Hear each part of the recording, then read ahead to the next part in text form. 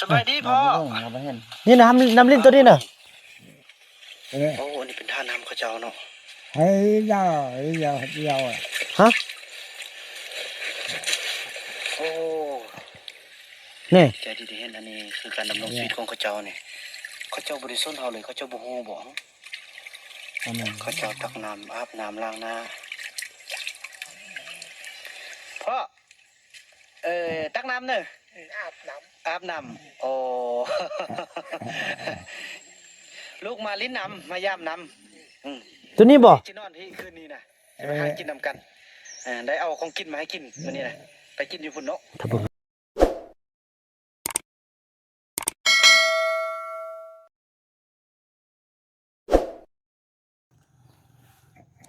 สบายดีพี่น้องสบายดี FC ของบาวนำกันเบิดสู่คู่สู่คนพี่น้องบ่ว่าสิอยู่ภายในหรือว่าอยู่ต่างประเทศกันต่อจากคลิปที่แล้วที่ว่าพอตู้จันเพิ่นบอกเครื่องรักษาหรือว่าบ่ฮู้ว่าเครื่องรักษามีหยังแต่เพิ่นห่วงที่สุดพี่น้องแม่ทัพแพทย์นี่ยืนยันครั้งนี้เป็นครั้งที่2แล้วนะบอกเนาะว่าซ้ำนี้เนาะมันได้ซ้เแล้วำหลายเทื่อนี่ซ้ำนี้แล้ววันนี้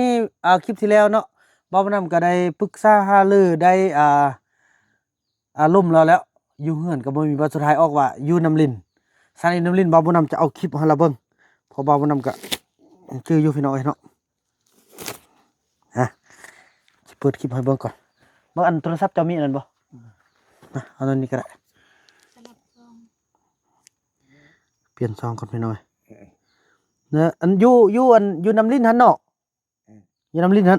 แล้วลูกจะเอานี่ให้เบิ่งเด้อเบิ่งพี่น้องเอ้ยโถเพราะเราเป็นห่วงมีเครื่องน่าจะเป็นของดีเด้พี่น้องเอ้ยเราจึงบ่นั่นเนาะนะจะให้เราเบิ่งก่อน BN สาวลาวนี่พี่น้องเห็นบ่หลักฐานเฮา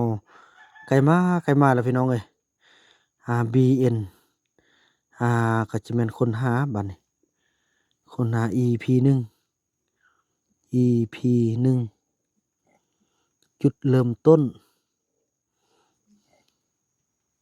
ตะกี้ท่านบ่ได้เจ็บเตียงบ่ได้ถามหนูแล้วก็คือว่าแล้วมันเฮาก็บ่ฮู้เฮาก็บ่ฮู้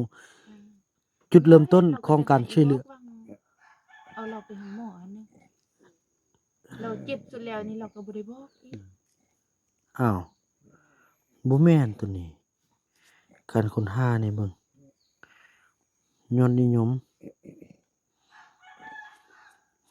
เบิ่งนะสิเลื่อนเบิ่ง EP 1ให้เราเบิ่งเราว่าสิแม่นบ่เขาค้นหาเลยค้นหาบ่ได้เนาะบ่เห็นเดือนนี้ก็ได้แหละ EP 1 EP 6น้องเต้านั่นเห็นรูปตัวเองอันแบกหานหัวขวัญตัวเองก็แล้วมันละแกมแล้วอันนี้มันต้น EP 2เลยทั้งพอเฒ่าจันเดินไม่ไหวต้องพาไปโรงพยาบาลตอนเจียลาวพี่น้องเอ้ยเด้อ EP 1 EP 5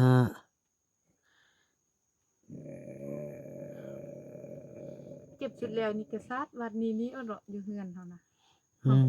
เอาไปซักเบิ่งพี่น้องเนาะเจ้าวิดีโอให้เราเบิ่งว่าสิแม่นบ่2เลยเนาะหลายรอบแล้วอ้ายEP 1 EP 1 EP 1 EP 1ชมกันเด้อ2อย่างก็ได้เราว่าอยู่น้ำลิ้นนี่ EP 2โอเคเห็น EP 1แล้วเขาเจ้าสิเว้านำเฮาจังได๋เนาะเฮาสิเว้าก่อนบ่ดอกจะดังไฟเนาะโอ้ยเนาะโฆษณานี่อันนั้นลูกจะให้เบิ่งมันคำโฆษณานึงก่อน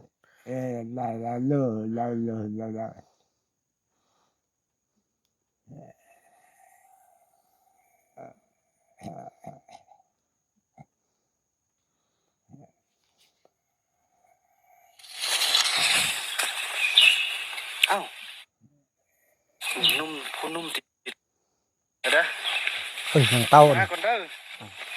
ต้มกินเนาะเนี่ย เดี๋ยวบ้านนั้นไอ้เจียไปนี่โอ้ มึงเด้อ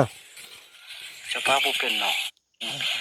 ไปลงน้ำเนาะ นี่ เอ็มนี่เนาะ สบายดีพ่อ เอาไปเห็น นี่นะน้ำลิ้นตัวนี้น่ะ โอ้อันนี้เป็นท่าน้ำเขาเจ้าเนาะ ฮะ โอ้ นี่ ใจดีที่เห็นอันนี้คือการดำรงชีวิตของเขาเจ้าเนี่ยเขาเจ้าบริสุทธิ์เขาเลยเขาเจ้าบ่ฮู้บ่ อันนั้น เขาเจ้าตักน้ำอาบน้ำล้างหน้าพ่อตักน้ำเนอะอาบน้ำโอ้ ลูกมาลิ้นน้ำมาย่ำน้ำ ตัวนี้บ่ จินอนที่คืนนี้นะจะมาหากินนำกันได้เอาของกินมาให้กินวันนี้นะไปกินอยู่พุ่นเนาะ ถ้าเบิ่งกันเด้ออันนี้เนอะ เราจีหิ้วน้ำไปพุ่นนะบ่ แล้วเอาไว้อยู่บนไหน ลูกช่วยบ่ลูกจับช่วยบ่ อยู่น้ำลิ้นนี่ นี่ข้าเจ้า ว่ามันตัวอยู่มอนัง ไป คือว่ามันคือเพื่อนบางที่มันคือนี่ โอ้พอดีถึกตอนข้าเจ้าอันนี้น่าจะเป็นผู้เฒ่าผู้แก่ที่สุดในยุคนั้นเลยโอ้เนาะบ่ใส่เกลือพี่น้องเอ้ยบ่ใส่เกลือบ นห้อมอมติ โอ้นุ่งเครื่องคือเฮาเลยทุกอย่างเลยคล้ายๆเคียงเฮาเนาะน้ำลังคือว่าหอมอ่ะมีหอมดิเป็นจังได๋ ขอบคิดนี่บนห้อมน่ะ เอาไปเบิ่ง อยู่บนนี้บ่โอ้ยพี่น้องเอ้ยเพราะว่า บอกกันเลยคือนั่นซอกต้องจบ เพราะว่านั่นนี่บ่มันไปเห็นเราทำอิฐเนาะคันว่าเราอยู่น้ำลิ้นบางเทื่อเราอาจจะบ่ไว้แปะน้ำลิ้น มันเอาไว้คิดเข้ม แคมขึ้นแต่ว่าแบบว่าหรือว่ามันอันที่ว่าห้อมกุ๊บมันสิเป็นสัญลักษณ์ของอันนี้บ่ฮึ ตรงแม่น พอห้อมปัดเดียวเลยเด้ป้อเห็นบ่บ่น้ำจนท่วงเนาะป้อห้อมคือห้อมคือห้อมมีน้ำหอมคือห้อมอมน่ะแล้วห้อมทีเดียวเด้พี่น้องเอ้ยสันคำเป็นบ่นั้นบ่น้ำจื้อว่าอยู่เขตนั้นมันเขตใดแต่ปัญหาว่าแล้วอีพ่อเอาไว้แปะน้ำลิ้นหั่นเด้อหรือว่าเอาไว้อยู่เฮือนพุ่นอยู่ไส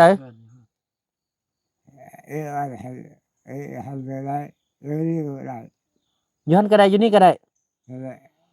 มีหยังอยู่หันนี่ มันโหเราเศร้าหนา แต่ว่าเดือนนี้หันแม่ทัพแพทย์ก็บอกแล้วว่าอยากได้เครื่องซำนี้ แต่อันนี้ก็ว่า เมื่อกี้แปลกๆว่าอยู่น้ำลิ้นสินะเนาะอยู่น้ำลิ้นแล้วเฮามาแก้ไขนี่เบิ่งก็สิมีแต่บ่อนอันจุดพิเศษนั่นก็สิแม่นเรานึกว่าน้ำเราให้อันข้อสงสัยแล้วว่าน้ำลิ้นซ่องมาแล้วบ่ที่แปลกที่สุดก็คือมันบ่ที่บ่าวบุญนำได้กินน้ำหอมมันถ้าเป็นบ่นั้นให้จื้อบ่าวบุญนำจื้อทุกเหตุการณ์เลยจื้ออยู่ คันมีไม้ตอกเข้าไปกวดเบิ่งเข็ดไม้เข็ดตอกเป็นพาให้ออกไปเห็นแค่นั้น เออ คือตัวอันจะเอาไว้อยู่นำมันบ่เอาไว้มัน บ่ ก็ ไว้ อยากมาไล่เด้ ก็ยันว่าไรเห็นบ่แสดงว่าเราชื่อว่าน้ำลิ้นอยู่ออกน้ำลิ้นเนาะ อืม น้ำลิ้นกับบ่อนที่ว่าบ้าบ่นำไปพบครั้งนี้กับน้ำลิ้นกับบ่อนที่ว่าเอาวิดีโอให้เบิ่งแล้วก็ย่างกลับแล้วก็หิ้วไปดังที่ทุกคนได้เห็นนั่นแหละพี่น้องเอ้ยเห็นแล้วก็บ้าบ่นำก็จึงกินนั่นน่ะใช้ดังบ่เดียวหอมกรุบเลยพี่น้องเอ้ยหอมแบบหอมอมน่ะหอมแบบอัน เงินอม เงี้ยอมน่ะหอมกรุบบ่เดียวเลยก็เลยแม่นบ้าบ่นำก็ทวงเลยโอ้เขาเจ้ามีน้ำหอมบ่อหยังต่างน่ะแต่จริงอยู่ป่าลาวผู้นี้เราบ่เคยออกจนเท่าซำนี้ล่ะแล้ววันนี้เรามันก็สิแม่นแต่อยู่หั่นติพี่น้อง ตรง เอ้ย แม่นอยู่ที่นั่น เอ แล้ว อ ว่าน้ำลิ้นคนหนาวก็ยุ่งนี่ เออ น้ำลิ้นก็มีบ่อนเดียวบ่ล่ะมาตักน้ำบ่อน แม่นน้ำลิ้นเพิ่นเฮาค่อยน้ำสร้างบ่อย หั่นแหละบ่อนเอาคนน้ำสร้างหั่น ต้องอยู่ครบเขตนั่นแหละ อืมอืมจะได้ไปซองให้เราบ่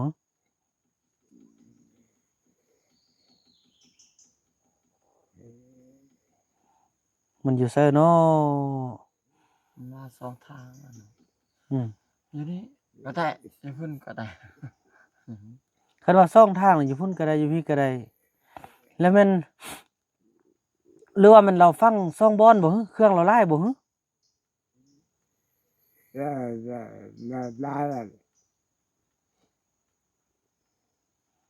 ก็บ่เข้าใจพี่น้องมันเป็นจังได๋สิได้เราฮู้ความเฮาได้เนาะ มาว่าแจ้ง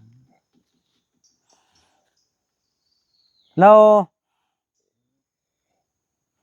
เนาะอยู่น้ำลิ้นหั่นเด้อ ทางไปน้ำลิ้นเนอะ แล้วแบบนี้นั้น อืม หัน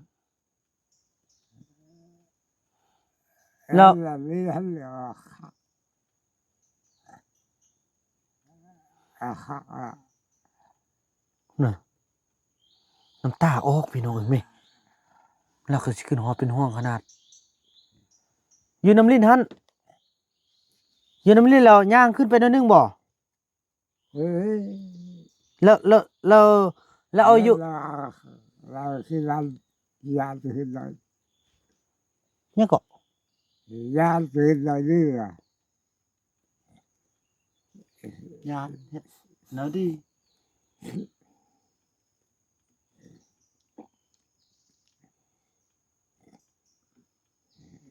อืม ท่านไม่ต้องกวดให้กวดจ้ะ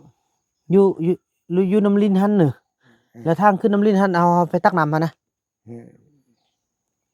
หรือว่าอยู่ห้วยเลยอยู่ลาจับแก็บละแก็บ เออ ละแก็บหรือว่า แล้วแล้วน้อยฮัน มันนอน แล้วน้อยฮัน มันนอน อ้าว บนอาบ เฮ้ยเรา อาบน้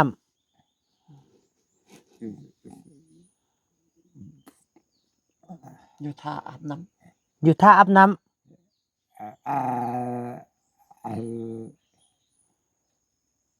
เรื่องน้ำฮัน ำอยู่บนอาบ น้ำฮัน อืมบนท่าอาบน้ำหัน เรื่องน้ำฮันเขาจะอาบนะ บนอาบหัน ถ้าเขาคือบ น ด่าใคร บนอาบน้ ฮัน ำบนอาบน้ำบนล้างถ้วย เรียนฮัน พี่น้องมันเบิ่งอยู่ห้างลิ้นมันมีหลายห้างลิ้นเลยหรือว่ามันบ่อนอันอยู่ลุ่มมีบ่อนที่พอปลูกอันมักมีเนอะ ดูลิ อยู่ลุ่มพี่ เฮ้ย โอ้บดบดแปะเงินไปเท่าบุนะ เชื่อแล้วฮันนั่นแหละฮัน โอ้บนนอนอยู่ลุ่มหัน ำเพราะว่าน เฮ้ย แต่เมื่อวาน เพราะ ไป ว่า พะวันอยู่ลุ่มหุ่นบนอีพ่อนอนแปะอีกคุณนะ เออ เอ เพ อ ราะว่าน บ่ก็แต่บนอยู่กับแปะพะวันนั่นแหละบนลุ่มพี่นะแล้ว เออ เราอยู่แปะบนล้างถ้วยหัน แล้วลืมแล้วหอยหัน บนลูกอันตักน้ำอาบน้ำเฮานะ เออ โอ้ยับเข้ามาเลยไปมา ตัวนั้นเขาเฮ็ดน้ำลิ้นนั่นดิ มีน้ำลิ้นหันเฮาท่อนั่นน่ะแม่นแหละอันนั้นก็เป็นน้ำลิ้นท่อหันแล้วก็บนอันลูกอันขออนุญาตเด้อล้างอาบหัวนะ เออ อยู่หันเดี๋ยวเราอีพ่อฟังไว้ใส่อีพ่อเอาไว้บนใด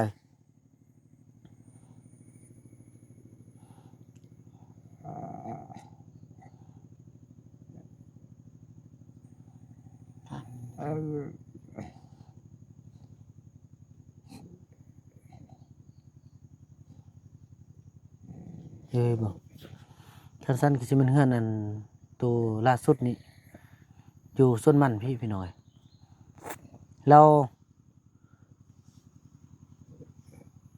แม่นมันเป๊ะบ่อนอันพี่นายอยู่ลุ่มพี่บ่อนอันเฮาอาบน้ำพี่ เออ แล้ว เราเลือกหัน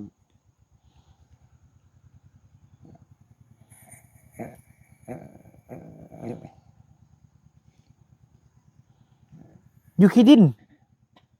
หรืออยู่ต้นไม้ อยากกิน อยู่ขี้ดิน เออ อย่าพอขุดซินี่ เอ ว่าไม่โกงไง อยู่แค่นั้นบ่มีความหมายอ๋อหรือว่า พวกเจ้าก็ปั๊มผม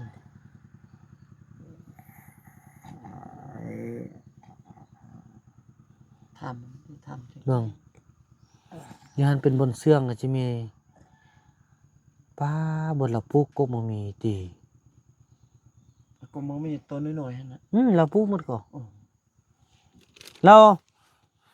อีพ่อเอาไว้อยู่ในน้ำเนอะหรือว่าอยู่เทิงบก เอโล อยู่ลุ่ม เออ อยู่ลุ่มบนนอนนะบ่แม่น เอ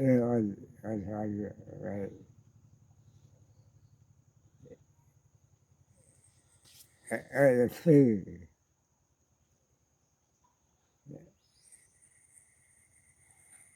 อ่าพี่น้อย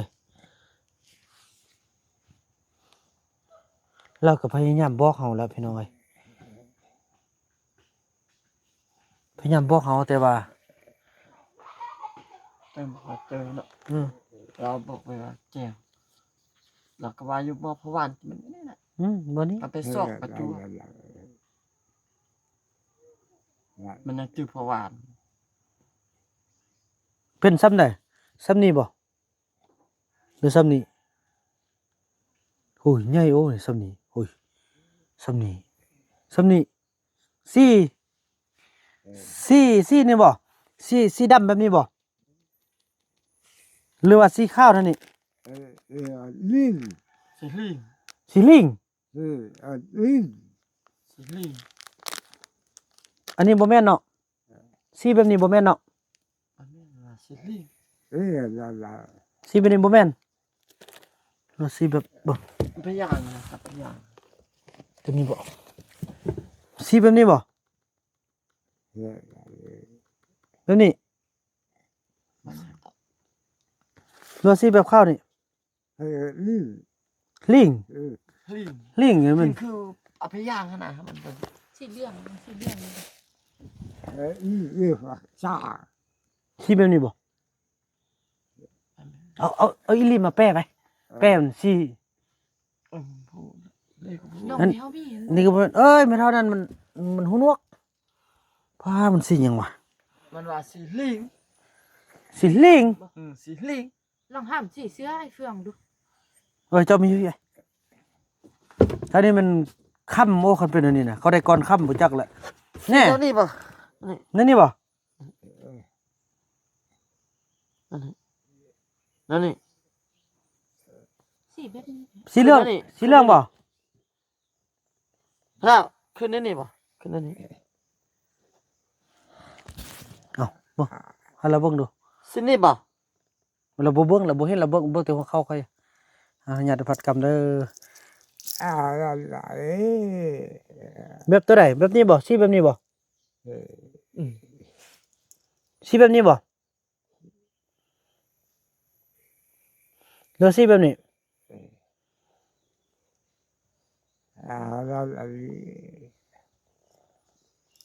มง คือหมุง สี่ชั่วโมง สีแบบนี้ ก่อนขึ้นนั่นมันท้องดำนะ นี่เด้อโอ้ ด ทองดำแท้นั่นนี่ ำ นะ ท้องดำ ไปจะไปนั่ง ท้องดำนะ โอ้พี่น้อยเพราะว่ามันมีหลายคนแหละบอกว่าเขาเจ้าก็ฮู้อยู่ว่าเขาเจะมีแต่เขาเจ้าห่วงที่สุดพี่น้องเอ้ยแล้วก็บ่ค่อยเพิ่นได้เห็นบ่นำคิดว่าสิแม่นนำหัวหน้าเผ่าบ่แม่นผู้ที่อยู่หัวหน้าเส้นทองนะบ่แม่น ต้องแม่นเขามอบหากันอัน แต่มันมอบติดมอบต่อเนาะ รุ่นมาเบิ่งแม่อันเจ้าจื้อบ่จันทักจึกอันเราไปนอนอยู่หันขึ้นหับอิฐเราอันเราว่าเราฝันว่าอันเนี่ยอันลูกเจ้าเมืองมักเล้านั่นนะ อืม ว่าเป็นเมืองอยู่หันนั่นน่ะ อืมโอ้ซีนอันนี้เนาะแล้วเอาไว้อยู่ต้นไม้บ่หรือว่าเอาไว้มังหิน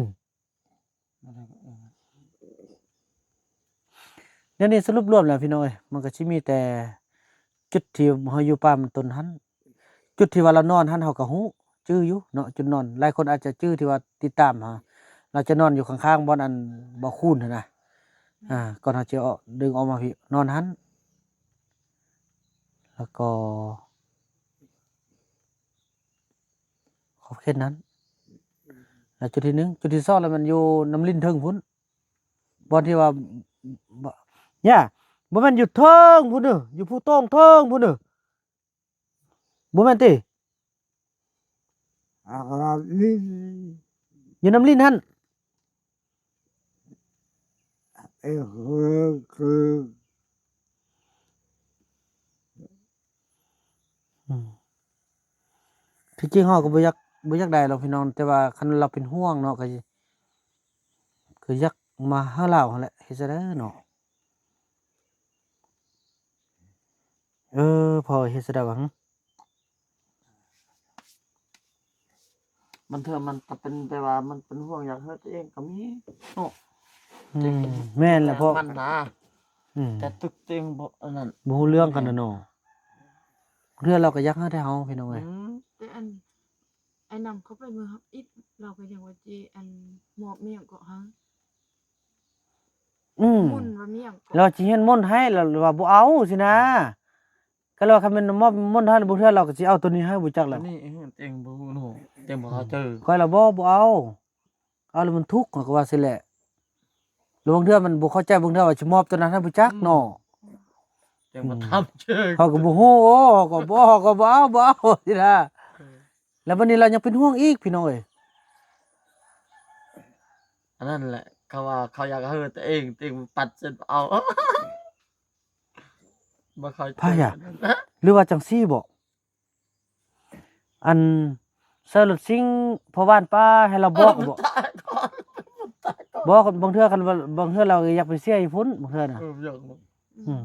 บางเฮง บางเทื่อเราว่าเราอยู่หั่นก็ได้อยู่พุ่นก็ได้เราว่าสิน่ะบางเทื่อบ างความเราก็ยังว่าอยู่นี่ก็ได้อีกก็ได้ อยู่นี่ก็ได้อยู่พุ่นก็ได้อะนะเดี๋ยวนี้น่ะ คุณครู เซอร์รถซิ่งไปให้เราบอกบ่เฮ้ยจีบอกบ่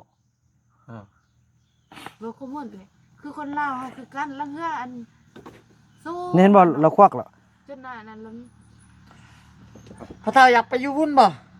อยู่พุ่นเนาะ อย่าไปอยู่พุ่น อยากไปอยู่พุ่น อย่าไปอยู่น้ำลิ้นหั่นเด้อ อันนี้อะไรคนอะไร อยู่พุ่นก็ได้โอ้อยู่นี่ก็ได้อยู่พุ่นก็ได้ฉันก็อยู่นี่เอาเนาะอันนี้อะไรอยู่นี่ก็ได้อยู่พุ่นก็ได้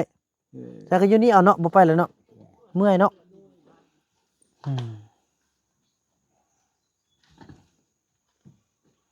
อืม เฮาบ่ได้ไข่ประตูนั่นติ บ่ได้ไข้ที่ประตูน่ะ แม่ ตัวเราบ่ได้ไข้ เอาหยังสมอง สอนเขาแปลงบ่ได้ใครไปเจอ เท่าใดสบายดี ไปยังเนาะ มาเที่ยว ร้านมาแต่เสียงควงแล้วเขามาเยี่ยม โดยพอต้องเลือกผู้เพิ่นเฒ่าเอาไปของหม้อมา ใครนี่ เอาแบบเป็นลูกเฒ่านี่แหละ เท่าไรแล้ว บัดนั้นลูกจะมาล้มตื้มกันเด้อพักผ่อนไปยังเด้อจังนั้นแหละกินนมตื้ม บ่ได้ใครก็เจอซ้ำ บ่ได้ไข้ไอบ่มันเล่นตามรถลักขึ้นไปเข้าประตูเขาไปไขประตูเข้าอยู่ บ่คันอยากเบิ่งพอตรงเนื้อก็อยู่นี่แหละพอตรงเนื้อก็อยู่นี่ซาลี่น่ะอยู่เทิงพุ่นเพิ่นอันนั้นเพิ่นโซแบบว่าเท่านะเราไปห้องหมอนอาทิตย์นึงแล้วกลับมาเดี๋ยวนี้เห็นแบบว่าอยากไปเอาเครื่องให้ เครื่องปาน เครื่องแบบว่าน่าจะเป็นของดีแหละเพอเราพอเผานี่เพิ่นจะมีเครื่องแบบเครื่องเอกลักษณ์เพิ่นอันนึงหั่นนะ ฟังระบบ เพิ่นฟังไว้เดี๋ยวนี้บอกแล้วบ่เข้าเรื่องกันเดี๋ยวนี้ โอ้เลยเนาะ มันบอกไปเอา แล้วแม่เฒ่าอันว่าซ้ำนี้เดี๋ยวนี้นะซ้ำนี้ แต่ฮู้อยู่ก่อนเขาอยู่ แต่ว่าทุกจุดที่ว่าเฮาฮู้หมดจุเขาอินไทยอินเอ้ยมันจิฮู้บ่ฮึมันว่า บ่ เขาว่ากัน เขาจะเสื่องไว้ ว่าก็เนี่ยตัวเองเสื่องผู้เดียวเนาะเฮาบ่เห็นนำ แม่นแหละ ไปเซาะให้นั่น เพราะอันเครื่องนี้เป็นเครื่องประจำเผ่าเขาน่ะ อืม บางเทื่อเขาว่าเป็นทอง ท่องนี่เนาะ เขาว่าเป็นทองดำก็ได้ยินประวัติเขาเว้ามา ลำซ้ำนี่ อ่า เอาไปเซาะ นี่เราบอก แต่ว่าตอนเขาไปปารามิดนี่เห็นมิดเราว่าสิหาเราแต่เฮาเราบ่ฮู้ เนาะ เราเอาบ่สินะแล้วถ้ามาเฮียนมนต์น่ะเราว่าสินะเขาก็บ่เข้าใจความเฮาเนาะเฮาก็บ่เข้าใจเขาเฮาคิดว่ามันเฮียนมนต์แล้วว่าบ่เอาแหละแล้วก็แล้วไว้ซินะแล้วบัดนี้เพิ่นก็โซ่แล้วเพิ่นก็มีแต่เป็นห่วงตัวนี้นี่แหละ คอนเจ้าล่ะแม่ว่า อ่า คงดีล่ะ แล้วก็บอกแนะนำเฮาอันไปเอาอิหยังหั่นนะแล้วก็บ่ฮู้บัดนี้น่ะ เอาอยู่ไสบัดนี้นะ แล้วเราบ่ได้ก็ว่าแม่นบ่ได้ก็ว่าแม่นตัวนี้น่ะเท่าไรล่ะ ตอนรับบ่ได้เจ็บ ไล่แต่ละบอกก็ชู้ ประมาณเบิ่งอันเขาคิดเฉลี่ยประมาณ85ปี บ่ฮอดร้อยบ่ฮอด ประมาณ เขา 85 ต้องหื้อหื้อนี่ อืม เจ็ดห้าปีน่ะ เอ๊ะเนาะอยู่อันอยู่น้ำลิ้นหั่นเด้ออยู่น้ำลิ้น อันนี้ อยู่น้ำลิ้นหั่น ไปเบิด แล้วเอาไว้อยู่อันมังหินหรือไว้ต้นไม้ นี่อะไรนี่อะไร อืม นี่เราดีกันเท่าไร ย้อนอยู่น้ำลิ้นหั่นเท่าใดบ่นลูกอาบน้ำให้พ่อหั่น ไปเบิดเนี่ยกลาง อืมฮะแห้งๆเด้อเนี่ยก็ค่อยล้มกันมันเล็กมันละน้อยเนาะแต่ว่าจริงๆเฮาก็ฮู้แล้วว่าเราอยากเอาบางอย่างให้เนาะแต่ว่าเฮาก็บ่ฮู้จุดที่อ่าจะไปเอาพี่น้องเอ้ย คนมือจะไปสอบ น้ำตาย้อยก็ว่าแล้วก็น้ำตาย้อยคือจริงห่วงขนาดนี่น้ำตาย้อยตลอดเลยไล่ออกตลอดเลย แล้วเราประจำบ่อนไว้บ่นี่ ประจำแต่ว่าเขาบอกเขาบ่ฮู้ เขาบ่ฮู้ บ่จะไปเอาเนาะ เราไปบ่ได้บ่ แม่นบ่ได้แล้วเดี๋ยวนี้ ย่างลูกก็บ่รู้เฮ็ดได้ บ้านเขาจะบ่ออก ไปเข้าห้องหม้อ มีจะครอบครัวเพิ่นอยู่นี่ ทั้งหมดไอ้5ครอบครัวนี่แต่เพิ่นก็ไปหากินยังเหลือแต่จักคนหนึ่งนี่สอง 5 อ่าสามสี่ห้าหกกับคำน้อยหกเหลือหกเฮ้ยฮะ คำน้อยไปซะแล้ว นี่ไว้เด้อเพิ่นอยู่เทิงพุ่นอันเอารถขึ้นทางนั้นก็ได้บัดนั้นขึ้นไปเที่ยว แค่ เทิง เจ้า อืมอันนี้แท้นี่แหละบ้านเฮือนเขาเจ้านะเด้อลูกจิพยายามมาเบิ่งมาแย่งตลอดเด้ออืมนมก็ค่อยๆกินทีละน้อยพี่น้อยกินหลายก็มันขึ้นบ่ได้หั่นน่ะก็ลองลุ้นเบิ่งว่าตอนต่อไปเนาะว่าเครื่องเหล่านั้นสิมีแนวบ่เทื่อจะไปเข้าคมฟันบ่จักแล้วพี่น้องเอ้ยเนาะก็ว่ากันไปพอเพิ่นเป็นห่วงเท่ากับบ่คันอาม่าก็จะมาหาเรานี่แหละพอบางเทื่อเราก็สิคันมาหาเราปุ๊บเนาะคันว่าได้หาเราปุ๊บแล้วเรายื่นให้เฮาก็แสดงว่าเราเฮาคันเอาหาเราปุ๊บแล้วเราก็กอดแล้วก็เมียนไว้ก็แสดงว่าเพิ่นหมดบุญก็สิได้จุดจะได้ฟังไปทำลายไปเนาะพร้อมกับเพิ่นนั่นแหละพี่น้องเอ้ยแต่ก็ว่าเบิ่งตอนต่อไปว่าสิเป็นหยังแต่ได้ยินข่าวๆที่ผู้เฒ่าผู้แก่เว้ามาว่ามันทองดำพี่น้องเอ้ยทองดำหรือว่าทองลึกประมาณนั้นแหละพี่น้องเนาะเปาบ่นำก็บ่ค่อยเป็นคนมักทางด้านนี้ แต่ว่ามีคนแนะนำบอกให้ฟัง แต่ว่ามาเบิ่งเราเหตุการณ์นี้เราบอกมาจังซี่ก็บางเทื่อก็อาจจะแม่นเนาะแต่ว่าจนได้ก็เอาแต่บุญและวาสนาว่ากันพี่น้องเอ้ยเนาะคลิปนี้บ่าวนำขออนุญาตจบคลิปกันเพียงส่ำนี้ก่อนพี่น้องเนาะแล้วก็ว่ากันใหม่ในคลิปต่อไปเพราะว่าตอนนี้ทางแขกเพิ่นก็มาลิ้นมายืมมายามแดเนาะเพิ่นก็เดินทางมาแต่ทางแขวงสิงห์ขวางพี่น้องเอ้ยขอบุญขอบใจขอบบุญขอบคุณนำที่ว่าได้มายืมมายามเนาะคลิปนี้บ่าวนำจะขออนุญาตจบคลิปกันส่ำนี้แล้วก็ว่ากันไปในคลิปต่อไปพี่น้องคลิปนี้บ่าวนำขอกล่าวคำว่าสบายดี